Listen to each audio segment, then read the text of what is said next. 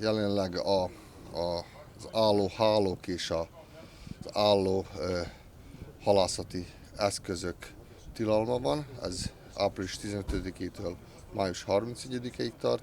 Ebben az időszakban a Vajdaság erdei halőr szolgálata rendkívüli és sűrű ellenőrzéseket fog végrehajtani. A tilalom után is, június végéig is tovább folytatni fogjuk ezeket az ellenőrzéseket. Az ellenőrzések az összes halászterületen fognak megtörténni, ahol a Vajdaság erdeinek hatásköre van a halászatot illetően, ezek a Szávasz, Tudva és a Duna folyók.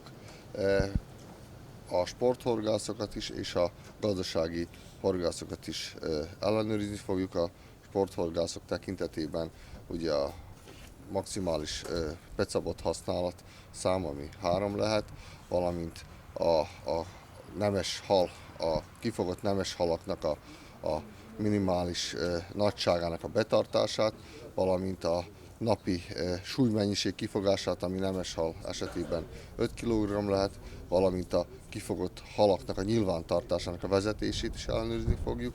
Ugyanakkor a gazdasági halászoknál az eszközök fajtájának és számának a használatát. Ezt az akciót 23 halőr fogja végrehajtani. Használni fogunk 11 csónakot, egy siklós hajót, valamint modern éjjellátó eszközöket, hőkamerát és egy drón fogja követni a levegőből a halőrök mozgását, és instrukciókat fog adni, hogy milyen irányba keressék a tiltott eszközök használatát. Ma este a Labudovo okno, vagy a hattyúablak, valamint a Smederevszkáda Szendrői sziget halászterületeken fogunk rendkívüli ellenőrzéseket véghez vinni. A mai célpont főleg a gazdasági halászok irányába fog megtörténni. Körülbelül 40 km hosszúságban fogjuk a Dunát ma ellenőrizni.